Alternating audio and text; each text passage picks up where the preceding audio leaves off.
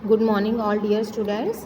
Last class में हमने new kings और किंगडम्स जो चैप्टर था वो स्टार्ट कर दिया था और ये बताया था कि किस तरह से जो न्यू राजाज थे, जो न्यू किंग्स थे और जो इनकी किंगडम्स थी वो बनी। तो हमने 3 राजाओं के बारे में पढ़ लिया था, गुर्जर प्रतिहार, पाल राजा और राष्ट्रकूट राजा। अब हम एडमिनिस्ट्रेशन देखते हैं कि किस तरह का एडमिनिस्ट्रेशन था। The state structure in this period has often been described as decentralised political system. इस समय में जो स्टेट स्ट्रक्चर था यानी राज्यों का जो ढांचा था वो किस पर बेस था? डिसेंट्रलाइज। डिसेंट्रलाइज का मतलब है कि एक ही जगह जो सारी पावर होती है वो सेंट्रलाइज्ड होती है, तो उसको हम सेंट्रलाइज्ड बोलते हैं। It is a system in which there is of course a king as the main authority। और इस सिस्टम में जो राजा होता था वो ही सबसे टॉप पर यानी मेन अथॉरिटी वही होता था, या हम कह सकते हैं कि जो मेन मुखिया होता है वो राजा ही होता था। But he shares his rule with other small chiefs called feudatories और द सामंत्स। लेकिन वो अपने रूल को, अपने शासन को अपने छोटे छोटे मुखियाओं जिनको सामंत कहते थे उनके साथ भी शेयर करता था, यानी उनकी मदद से ही वो अपना शासन चलाता था। The term samanta basically refer to a king.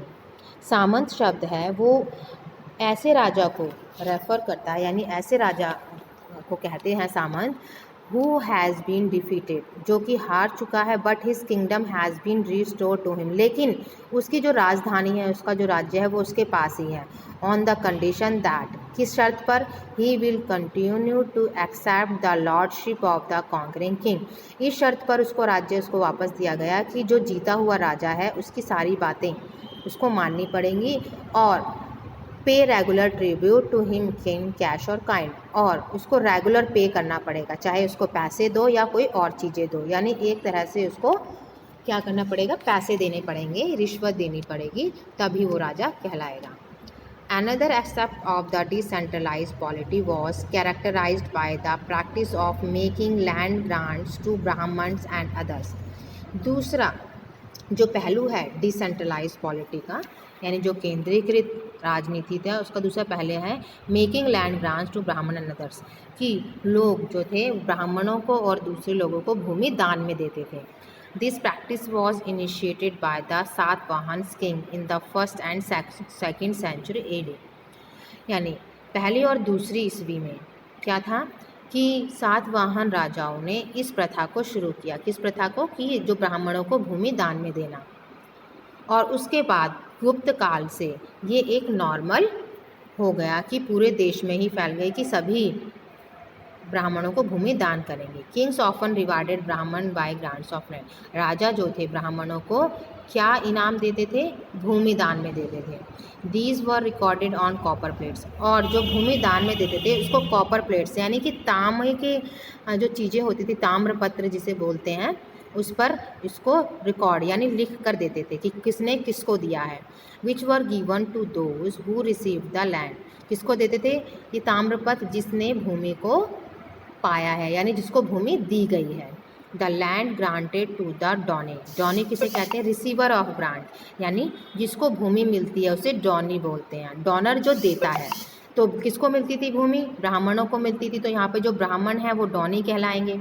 और जो ब्राह्मणों को जो भूमि दी जाती थी वो टैक्स फ्री होती थी, यानी उन ब्राह्मणों को कोई भी टैक्स जो था पे नहीं करना पड़ता था।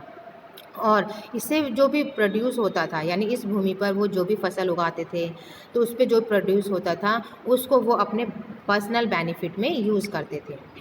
Donny was also free from any interference, और जो जिसको भूमि दी जाती थी जैसे ब्राह्मणों को, तो उसमें कोई भी इंटरफेयर नहीं कर पाता था, यानी कि जो राजा था और कोई राजा का या कोई ऑफिशियल इंटरफेयर उसमें नहीं होता था उसके मैनेजमेंट में। Thus, these Donies converted the lands granted to them into independent island। उसके बाद जो ब्राह्मण थे, जो डॉनीज थे, उन्होंने अपनी लैंड को एक इंडिपेंडेंट आइलैंड में कन्वर्ट कर दिया। इंडिपेंडेंट आइलैंड में यानी जहाँ पर किसी भी अथॉरिटी का या किसी भी राजा का, किसी भी ऑफिशियल का वहाँ पर कोई कंट्रोल ना हो, यानी वो अपनी मर्जी से वहाँ पर उसकी देख रेख करे। अब इस समय में सोशल और इकोनॉमिक चेंजेस हुए। क्या चेंजेस हुए? The early medieval period was also marked by many social and economic changes, यानी मेडिवल पीरियड में बहुत से सोशल और इकोनॉमिक चेंजेस हुए। Socially and important phenomena of this period, यानी जो सोशल यानी सामाजिक रूप से जो चेंजेस आए वो बहुत इम्पोर्टेंट है। और वो सब वो क्या था? प्रोलिफरेशन और increase in the numbers of caste, यानी जातियों का जो भेदभाव था वो बढ़ गया था, यानी जातियों की संख्या बढ़ गई थी। यानी जो कहते हैं ना जातियों का भेदभाव था कि हिंदू, मुस्लिम, सिख, ईसाई, या कौन ब्राह्मण है, कौन शूद्र है, कोई वैश्य है, इस तरह से इनका डिवीज़न हो गया था, यानी बहुत सारे कास्ट सिस्टम बढ़ गए थे। अब ये कैसे हुआ? इसका जो पहला रीज़न था वो था कि it was the inclusion of newer group into Brahmanical society, कि ब्राह्मणों को भूमि दान में दी गई कि उनकी अलग अलग सोसाइटियाँ बन गई, यानी कि उनके ही अलग अलग ग्रुप बन गए, क्योंकि अब उनको भूमि मिलने लगी तो अब वो भी एक तरह से राजा की तरह बिहेव करने लगे, वो भी पैसे वाले हो गए। It is suggested that as the number of land grants India, और उसमें सजेस्ट किया गया कि जो लैंड ग्रांट्स है वो इनमें इंक्रीज़ होने लगे, यानी उनकी भूमि इंक्रीज़ होने लगी और नए एरियाज़ में क्या होने लगा? कल्टीवेशन होने लगा, यानी जो भूमि दान में दी जाती थी उन पर वो खेती करने लगे। तो इससे क्या हुआ? जो लोकल ट्राइबल पीपल थे उन्होंने अपना जो मेन प्रोफेशन था हंटिंग, शिकार करना, वो छोड़ दिया और उन्होंने क्या अपनाया? टेकअप एग्रीकल्चर, और खेती को अपना लिया, क्योंकि भूमि बहुत सारी थी उस पर खेती करना, तो उन्होंने हंटिंग की जगह खेती करना शुरू किया।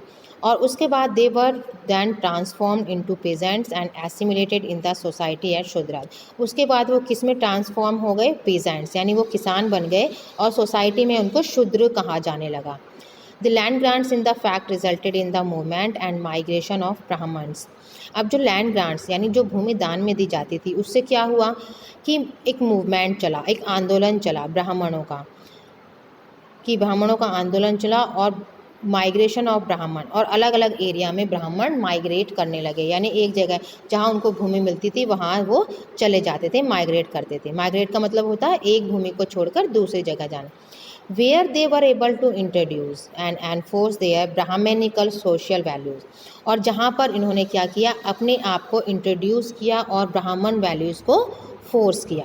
Land grants also led the increase in the number of Kayastha land, और जो लैंड ग्रांट जो भूमि दान में दी जाती थी इससे क्या है? कायस्थ क्लास थी, जो कायस्थ वर्ग के जो लोग थे उनका भी इंक्रीज़ हुआ, वो उनकी भी बढ़ोतरी हुई। The Kayastha were basically scribes, जो कायस्थ होते थे बेसिकली स्क्राइब्स होते थे। स्क्राइब्स मतलब जो हम कहते हैं कि लेखक होते थे। और स्पेशलाइज्ड इन ड्राफ्टिंग, और किस में स्पेशलाइज थे? वो drafting and writing the land grand documents, यानी जो भूमि दान में दी जाती थी उससे संबंधित जो भी डॉक्यूमेंट्स थे उनको बनाने में वो स्पेशलाइज थे। Naturally with increase in the number of land grants there importance also increase, जैसे जैसे दान में दी गई भूमि थी उनकी संख्या बढ़ती गई, वैसे वैसे इनकी इम्पोर्टेंस भी बढ़ने लगी। अब क्या कहते हैं? आर्थिक रूप से जो हमारा पहला फेज़ था 750 से 1000 AD तक, यानी 750 ईस्वी से 1000 ईस्वी तक, उसको डिक्लाइन काल कहा जाता है। डिक्लाइन का मतलब पतन का समय, गिरावट का समय कहा जाता है। ये कैसे पता चलता है? एविडेंस है कि absence of coin for exchange, क्योंकि चीज़ों के एक्सचेंज के लिए कॉइन्स नहीं थे, सिक्के नहीं थे, और जो नॉर्दर्न इंडिया थे उनकी जो टाउन्स थे, उनके जो कस्बे थे, बस्तियाँ थी, उसकी हालत भी बहुत ख़राब हो गई थी। बट इन द जो सेकेंड फेज़, यानी जो सेकेंड फेज़ था 1000 AD यानी 1000 ईस्वी के बाद का और 1200 ईस्वी तक का, वो हम नोटिस करते हैं कि वो ट्रेड एक्टिविटीज़ के लिए बहुत अच्छा था।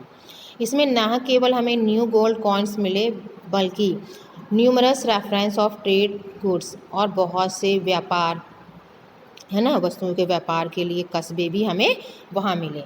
अब ये कैसे हुआ? ये इसके दो कारण हैं।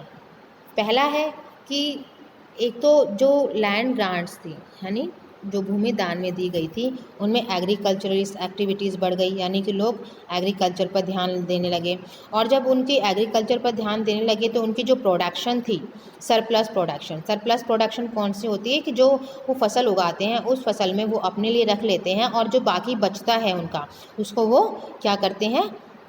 बेच देते हैं, तो इससे उनका प्रोडक्शन भी अच्छा हुआ। सेकंड, जो अरब ट्रेडर्स थे उनका एमर्ज हुआ, यानी कि वो भारत में आए और इन्होंने सी ट्रेड में यानी समुद्र व्यापार में बहुत ही इम्पोर्टेंट प्ले रोल किया। The Arabs had acquired a foothold in Sindh in AD 712, यानी अरब लोगों ने सिंध में 712 ईस्वी में अपने पैर जमाए और धीरे धीरे उन्होंने क्या किया, एक set up their settlement all along the sea. उन्हें समुद्र पर अपना सेटलमेंट किया, अरब से लेकर चाइना तक समुद्र तट पर अपना व्यापार फैलाया। ये जो सेटलमेंट था इसने क्या किया, इम्पोर्टेंट रोल प्ले किया, किसमें, सेल एंड परचेज, कि बेचने में और ख़रीदने में, है ना, जो भारतीय चीज़ें थी उनको बेचने और ख़रीदने में इम्पोर्टेंट रोल प्ले किए। इस तरह से इंडियन एक्सटर्नल ट्रेड में क्या हुआ, ग्रोथ हुई। और साउथ इंडिया में जो चोल राजा थे, उन्होंने भी कमर्शियल कॉन्टैक्ट रखे, यानी वाणिज्यिक जो संबंध रखे साउथ ईस्ट एशिया के साथ। और साउथ ईस्ट एशिया में कौन कौन थे, Malaya, Indonesia etcetera and China. अब है कल्चरल डेवलपमेंट, तो वो हम नेक्स्ट क्लास में करेंगे। आज के लिए इतना।